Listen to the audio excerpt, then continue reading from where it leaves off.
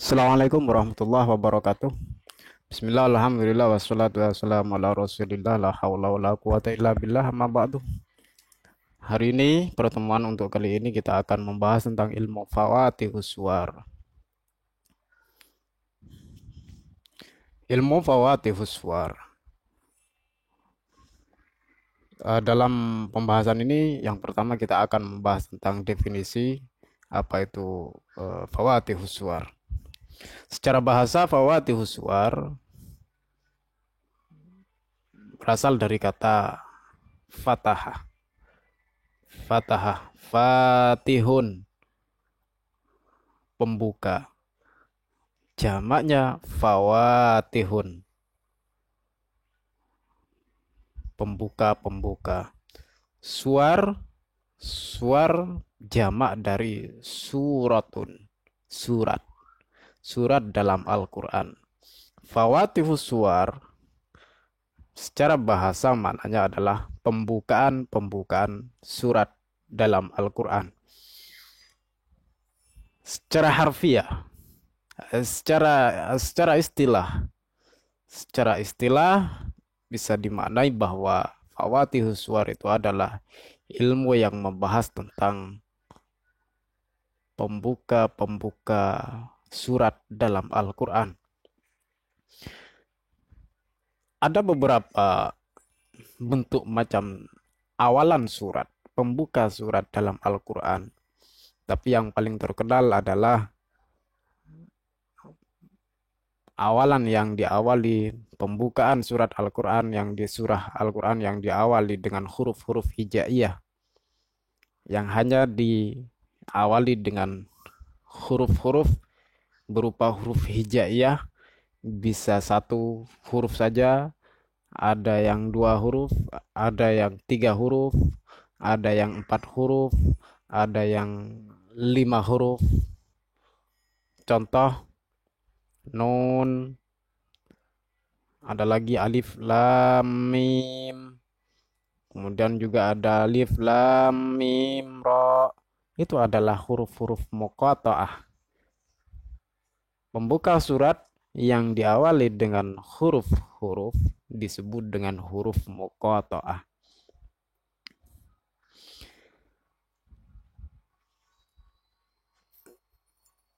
Selanjutnya fawatihus suwar. Selain dari beberapa bentuk fawatihus suwar yang berupa huruf muqatta'ah, ada juga fawatihus suwar yang berupa pujian-pujian terhadap Allah. Seperti contohnya Alhamdulillahirabbil alamin dalam surat Al-Fatihah,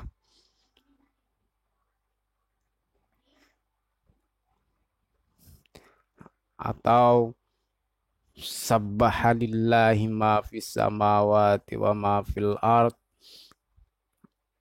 dan sebagainya. Intinya berupa pujian terhadap Allah. Yang selanjutnya huruf muqatta'ah yang tadi. Ada 29 ayat surat, ada 29 surat yang membuka suratnya dengan huruf-huruf muqatta'ah. Kemudian juga ada yang berupa seruan. Ada yang berupa seruan. Contohnya, ya ayyuhan nabiyyu idza tallaqtumun nisa dalam surat At-Tolak.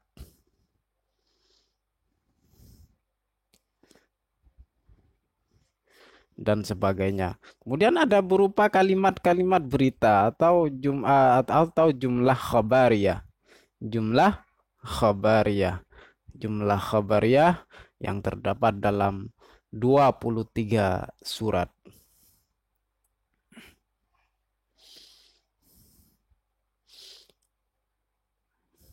Kemudian juga ada berupa sumpah.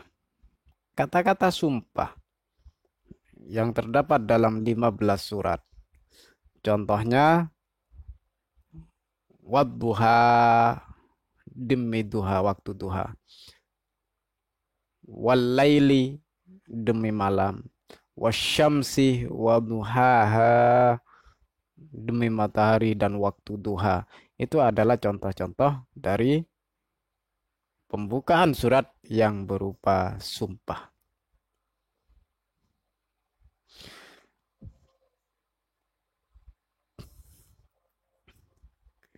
Kemudian mengenai fawatihus suwar,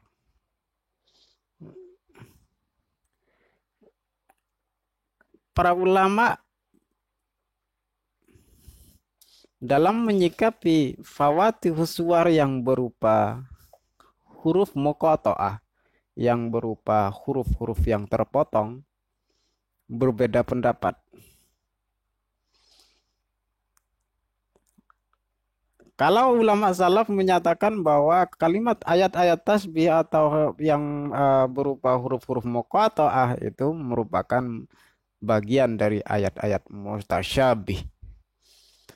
Ayat muqatta'ah itu bagian dari ayat mutasyabih. Ayat mutasyabih itu adalah ayat yang tidak bisa di yang tidak bisa di yang tidak bisa ditafsirkan secara gamblang, yang maknanya masih belum tersingkap.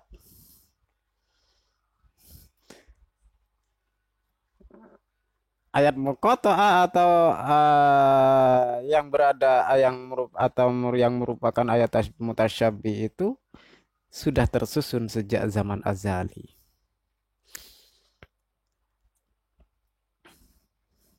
Sehingga para ulama salaf itu tidak berani untuk menafsirkan apa makna alif lam mim ra, alif lam mim nun. Kemudian mereka dalam tafsir Al-Qur'annya ditafsirkan kalau ada huruf-huruf muqatta'ah yang kayak gitu, para mufassir menyatakan wallahu a'lamu bimuradihi. Wallahu a'lamu bimuradihi. Allah yang lebih tahu maknanya.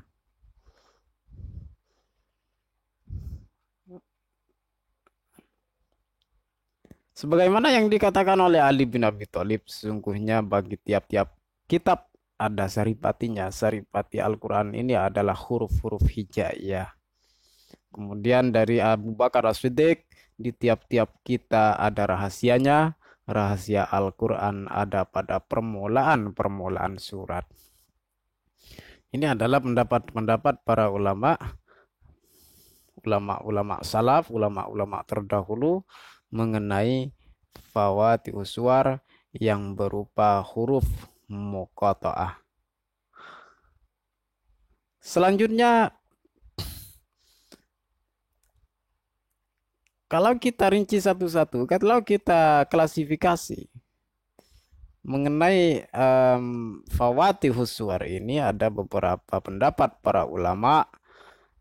Di antaranya adalah dari ulama mufassirin, dari para ulama tafsir Al-Quran, dari kalangan tasawuf, mufassir yang dari kalangan tasawuf, ulama tasawuf, mufassir yang dari kalangan tasawuf itu berpendapat bahwa fawatihus suwar adalah huruf-huruf yang terpotong, yang masing-masing diambil dari nama Allah, atau yang tiap-tiap hurufnya merupakan penggantian dari suatu kalimat yang berhubungan dengan yang sesudahnya, atau huruf itu menunjukkan kepada maksud yang dikandung oleh surah itu dimulai dengan huruf-huruf yang terpotong itu. Artinya para ulama tasawuf itu meyakini bahwa huruf-huruf hijaiyah, huruf-huruf muqatta'ah yang terdapat dalam permulaan surat itu merupakan singkatan-singkatan. Yang singkatan-singkatan itu merupakan nama-nama Allah. Contohnya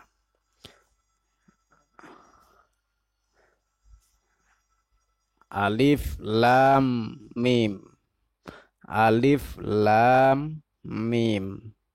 Alifnya itu Allah, lamnya itu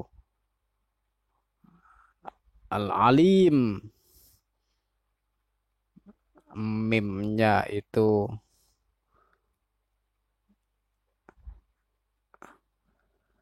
al-azim. Jadi merupakan huruf-huruf yang ada maknanya yang dikaitkan dengan nama Allah atau Rasulullah. Contoh, Yasin. Para ulama tasawuf mengartikan itu dikembalikan kepada Rasulullah. Apa maknanya Yasin? Ya, kepanjangannya Ya Sayyidal Mursalin. Yang itu menuju pada Nabi Muhammad. Ya Sayyidal Mursalin. Kalau mufasir dari kalangan orientalis mengatakan bahwa ulama-ulama huruf-huruf muqatta'ah yang terdapat dalam Al-Qur'an itu adalah nama-nama para sahabat Nabi. Nama-nama para sahabat Nabi. Contohnya Sin, huruf Sin itu dikembalikan pada nama Sa'ad bin Abi Waqqas. Kemudian Mim itu dinamakan kepada Al-Mughirah, sahabat Nabi. Kemudian Ain dikembalikan pada nama Utsman bin Affan. Utsman bin Affan. Itulah ini tafsir dari kalangan orientalis. Kemudian Al-Khuwaibī secara personal mengatakan bahwa kalimat-kalimat itu merupakan tasbih bagi Nabi. Mungkin ada suatu waktu Nabi berada dalam keadaan sibuk dan lain sebagainya. Tapi pendapat ketiga ini masih lemah dan dibantah oleh beberapa ulama lain. Di antaranya adalah Rashid Ridha yang mengatakan bahwa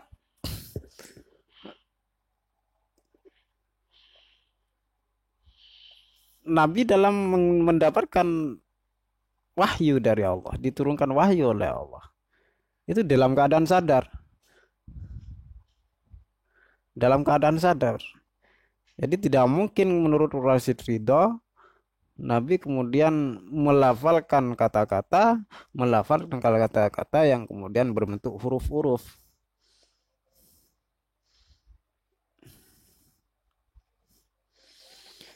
Selanjutnya dari mufasir kalangan Syiah mengatakan bahwa jika huruf awalan itu dikumpulkan setelah dihapus ulang-ulangannya, maka akan berarti jalan Ali adalah kebenaran yang kita pegang teguh. Nah, ini adalah dari kelompok Syiah. Ada yang mengatakan benarlah jalanmu bersama kaum Ahlus Sunnah. Nah, ini adalah macam-macam tafsir yang dari kalangan Syiah yang mereka pun menafsirkan segala macam tafsirannya dikaitkan dengan Ali bin Abi Thalib.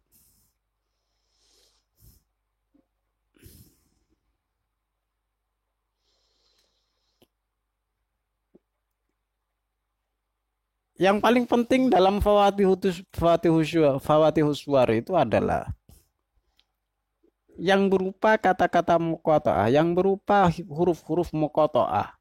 Kalau yang lain seperti yang berupa qasam, seperti amr, istifham dan sebagainya, itu merupakan memiliki tafsir tersendiri yang mungkin para mufasir tidak kesulitan untuk menafsirkannya.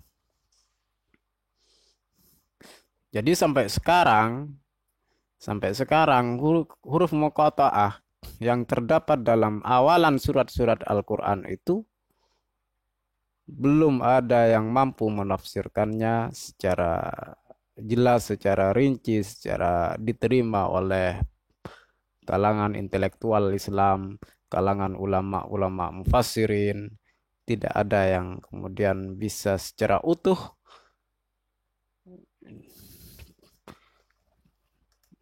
diterima oleh para ulama.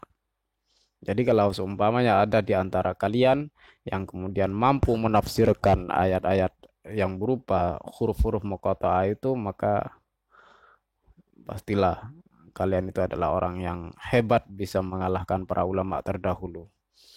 Adapun beberapa manfaat fawatihus suwar, yang pertama sebagai tambih, peringatan. Sebagai peringatan, memberi perhatian kepada para nabi, kepada nabi, baik bagi nabi maupun umatnya, dan dapat menjadi pedoman bagi kehidupan ini. Jadi artinya bahwa adanya fawatihus suwar, manfaatnya adalah untuk tambih, peringatan. Sebagai peringatan kepada Rasulullah akan keagungan Allah. Kemudian sebagai pengetahuan bagi kita yang senantiasa mengkaji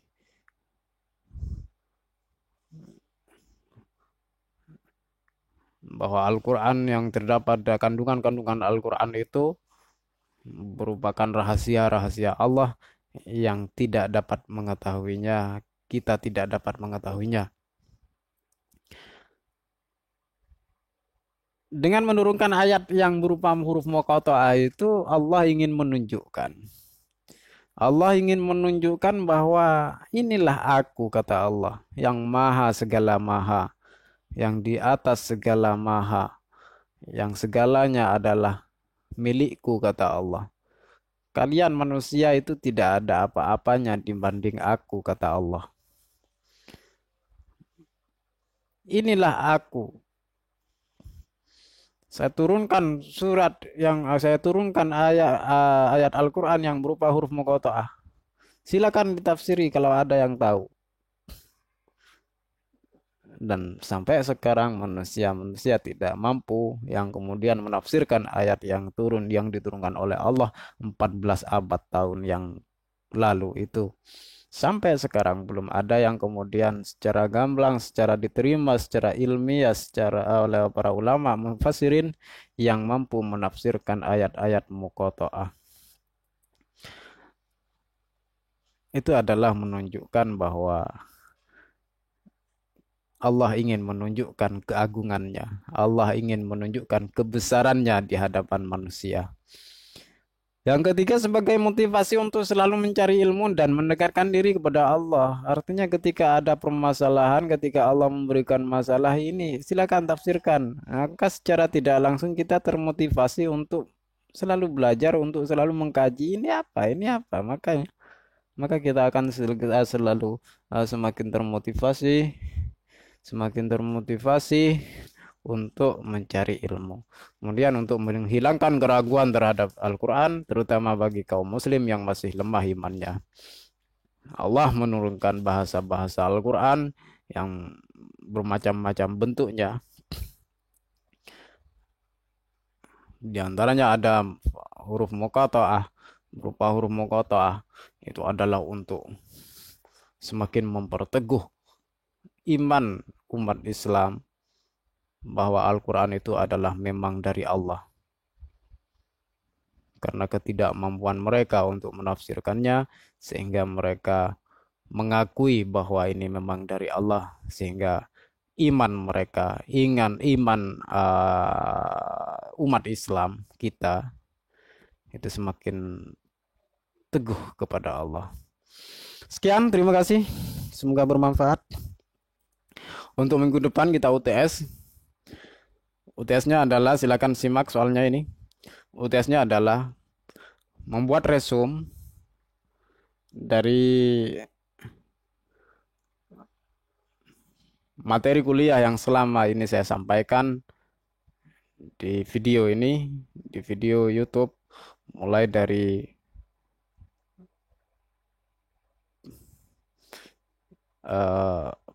pertemuan kedua mengenai ilmu nuzulul Quran. Jadi kalian membuat resume, yang diresum adalah dari mulai pertemuan kedua, mulai dari ruang lingkup ulumul Quran, ilmu nuzulul Quran, ilmu asbabun nuzul, ilmu makkiyah dan madaniyah, dan yang terakhir adalah ilmu fawatihus suwar. Ada lima, ada lima materi yang harus diresum. Ada 5 materi yang harus diresum. Kalian meresum ini, meresum materi yang saya sampaikan ini, ditulis dengan tangan sendiri di folio bergaris, minimal satu lembar folio bergaris. Kalau bisa dicantumkan ayat-ayat, kalau memungkinkan. Kalau kajiannya tentang fawatihus suwar, contohnya yang sekarang, beri contohnya. Beri contoh dari ayat-ayatnya kayak apa. Kalau contohnya ilmu makkiyah madaniyah, beri contoh suratnya kayak apa, nama suratnya. Kemudian asbabun nuzul, ilmu nuzulul Quran, beri contoh dalil-dalilnya. Kemudian ruang lingkup Al-Quran. Silakan dikerjakan minggu depan dikumpulkan. Minggu depan dikumpulkan lewat, nanti saya akan membuatkan Google Form untuk kalian. Nanti bisa kalian upload di sana.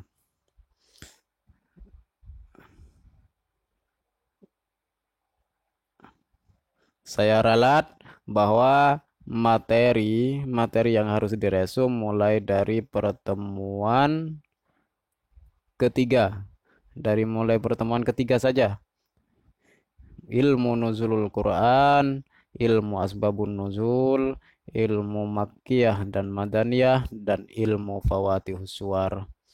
Ada 4 materi. Ada 4 materi yang harus diresum. Silakan dikerjakan minggu depan, dikumpulkan nanti saya akan membuatkan Google Form untuk kalian biar bisa dikumpulkan ke sana, bukan ke WA ya, bukan ke WA. Terima kasih. Wallahul muwaffiq ila aqwamit thoriq. Assalamualaikum warahmatullahi wabarakatuh.